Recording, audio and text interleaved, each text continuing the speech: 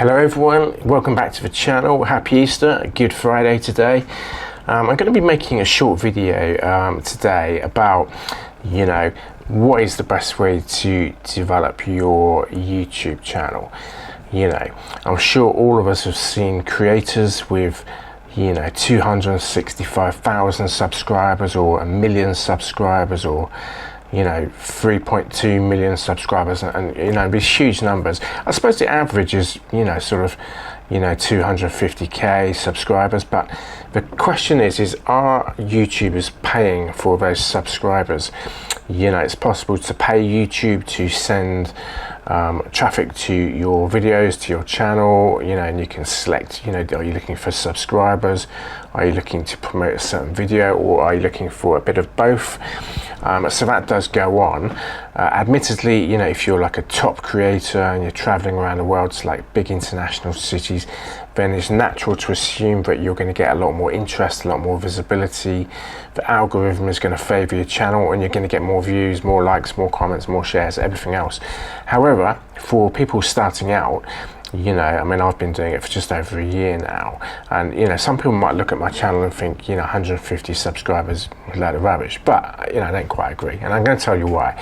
Because when you develop traffic organically, so there's different ways to do that, and perhaps I'll get into that a bit later in the video. There are different ways to do that, and it's hard work. It takes time. Admittedly, you're not spending money on adverts and YouTube paid ads or going external to different agencies and stuff. But it's a process that takes time. And during the course of what I kind of do by trade, I've come across organizations which hugely successful, and they've got like a low subscriber count, you see. So everyone makes, because we live in a world where everyone makes assumptions about everything. They might make an assumption about my channel, they might make an assumption about me, and those assumptions can be wrong, you see. So it's the same with businesses. People might look at a YouTube channel of a business and think, oh, the subscriber count's only like 250 or 500. That doesn't mean they don't make money. It just means they're not reliant on YouTube for making that money. So they might have a strategy, like an omni-channel strategy, where other things are prioritized, like direct mail, programmatic advertising, if you know what that is, affiliate marketing, SEO, PPC, paid ads, which is slightly different from PPC, but it's similar. Content marketing, maybe, I think it's called geo marketing, something like that. So it's like location-based marketing, where a business will appear on Google Maps, and people traveling with mobile phones might find it a bit easier to find those businesses based on the Google services they're signed into and other things. So look, there's many different ways to promote either yourself or a business, and I just want to kind of give you a couple of examples, without rabbiting on. Like if you take Donata, which is like the ground handling company for Emirates. They're in many countries in the world. I think at least 70. I haven't got the website in front of me, but it's a huge amount of countries they're in. It's at least 50 countries, more than that. Excuse me. And look, they've only got 13,000. I think it's gone up a bit, 13.275 subscribers, something like that. So for a global company, that is a low subscriber count on YouTube, and they've, I understand why that is, because there's different reasons, because their marketing is focused in different areas, so they're not 100% reliant on YouTube. And I also suspect it's probably been done more organically, because obviously they've got the money, big wallets and stuff. They could have just paid to get a load of subscribers, and I don't think they've done that. I think they've all been pretty much organically, a company of that size, people will know the name and they Google it out of curiosity, they find it and subscribe. But it does suggest that, some of their other marketing channels might be more successful. And there are other examples as well. I came across a travel agency the other day called Virtuoso. It's based in the US, big global travel agent. Just to put you in a picture, the turnovers like sort of, according to Google, somewhere between I've got it written down here, somewhere between 19 and 23 billion with a B, billion. Now, their subscriber count is quite low. I was surprised actually. 3.59k. So let's call it 3.6k subscribers on YouTube, and they get all about turnover. You see, so you can't just glance at the numbers and think, that company or that YouTuber is XYZ successful based on that number of subscribers, because they might be getting their revenue and their success from somewhere else, you see.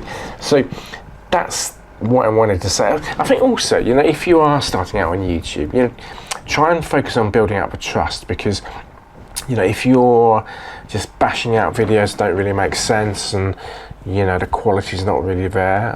Obviously every channel's got their niche. Mine is like marketing and a little bit of travel. Maybe I should do all marketing. But try and focus on quality, because if you can show to the people who might find your channel that there's a bit of TLC, and that you put in the effort and the care and the originality into developing the videos and the channel, and you're not just ripping content from it and other places and rehashing it and through shorts and stuff, then I think that will really help you. People aren't stupid. When they look at a channel, they don't just look at the numbers, they look at the content, and they look at who's made the content. We look at the relevance of the content, like the topics, the niche and stuff like that. So try and focus on that, and also when you come to publish the videos, do your best to put like the right SEO tags in there and the right keyword hashtags. So hashtags go in the video description, and the SEO tags go in the SEO tags box, because obviously if you don't do that, your video will probably have less visibility. I always put SEO tags in mine, and I research them quite thoroughly through a number of different sources, and it does help. It helps quite a bit, because if I look at the videos where I haven't done that, if I don't get as many views, so it's worth doing.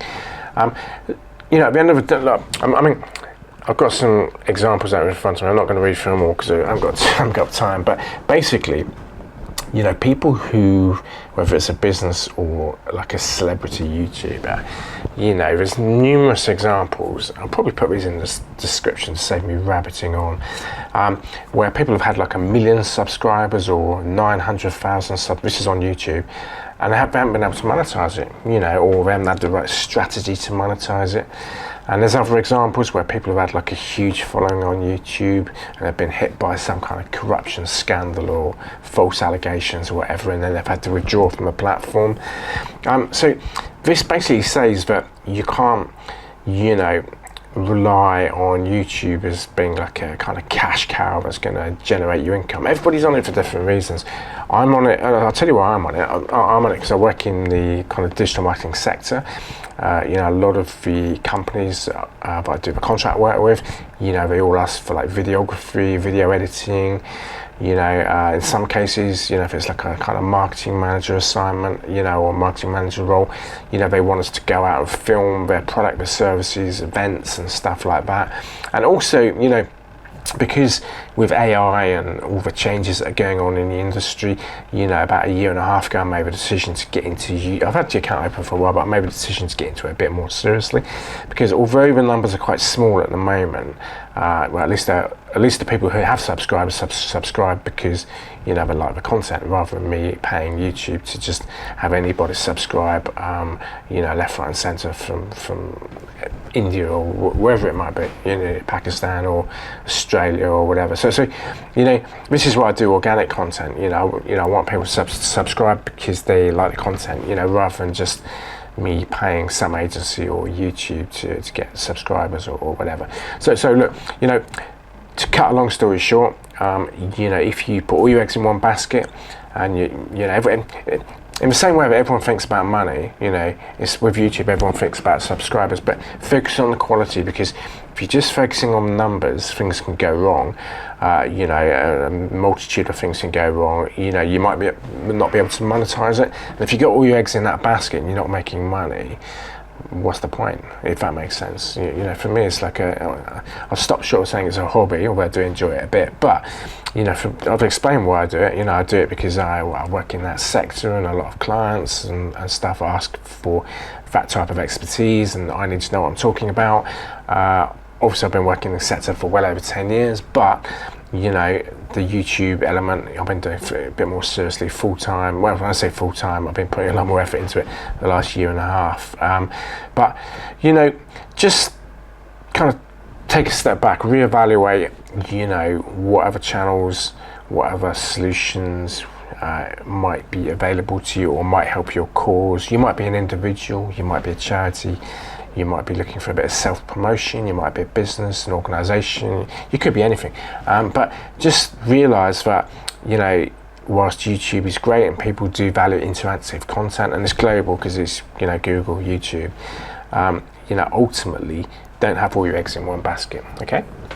Okay, so to wrap up on this video, because I've probably talked for too long already, I'm going to put in the description some of the key points I want to get across to kind of reinforce and back up what I've said already.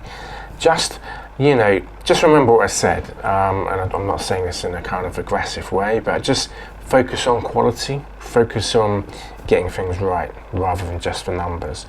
I'm sure you can relate that to just about anything, but you know, people will see it. You know, if you focus on building trust, you know, producing quality videos that actually make sense. A lot of the marketing videos rub me up the wrong way. You know, it's all a lot. Just look at some of them yourself. A lot of them are so ego-driven. You know, with people with American accents. I'm not picking on the Americans, but it's just the way these videos kind of come across. You know, there's so many special effects, but I think a lot of the videos actually lose their meaning. You know, because people are more concerned with having a flashy, trendy video and getting more subscribers, and there's kind of very little substance in a lot of these videos. You know, people are almost telling you how to suck eggs, you know, by asking what is marketing, what is digital marketing, you know, what is direct mail and stuff like that. And you know, people aren't idiots, you know, they can figure this stuff out for yourself, you know, or just Google it. But just try and double down and keep things, you know, concise, short to the point, moderately formal without being too formal, because if it's too formal, people don't like that either. So okay, I'll wrap up there. Thank you for watching. I'll see you on the next one.